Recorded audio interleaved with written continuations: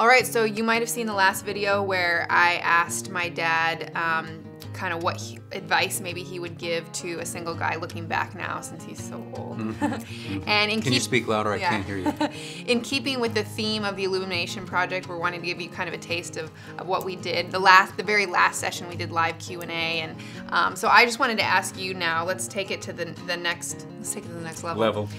So there's a guy, let's say, and he's sitting there and he's dating a woman. He's been dating her for a while, and he's like, I think she's probably, you know, who I want to marry, but I'm just freaking out. And some people have said you just know when you know when you know. So like, how do I know? Because I'm not totally at peace about marrying this woman, and what should I do?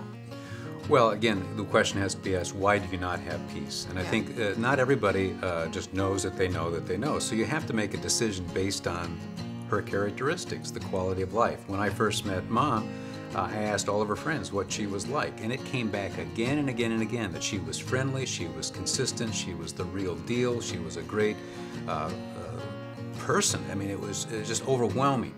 And I think a person has to come to a point where they say, do I really know this person? And how does this person treat her father, her mother, I mean, her friends? If it comes back that she's an authentic individual, then the question is, why do you not have peace? It's probably because you're a more anal person and you don't like to make a final decision that there's no reversal on, and you have to work that through. But I've counseled with many men who, when I've unpacked this, I said, whoa, this is a gold mine. Why would you not do that? And it was that fear of making that final decision.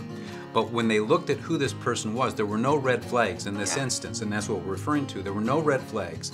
And these many men who proceeded with this marriage, and I've said it to women as well, they're happily married to this day after 30 years. So I've tracked this enough to know that if there's no real, issue here. Well, she's not going to be perfect. No person is But like perfect. what you're saying is maybe go to someone who knows you and knows her, and kind of have them walk down with you. Don't do it on your own. Yeah, and if you can wake up every day with a sense that we're friends and that we enjoy each other and that life can be lived together with this person.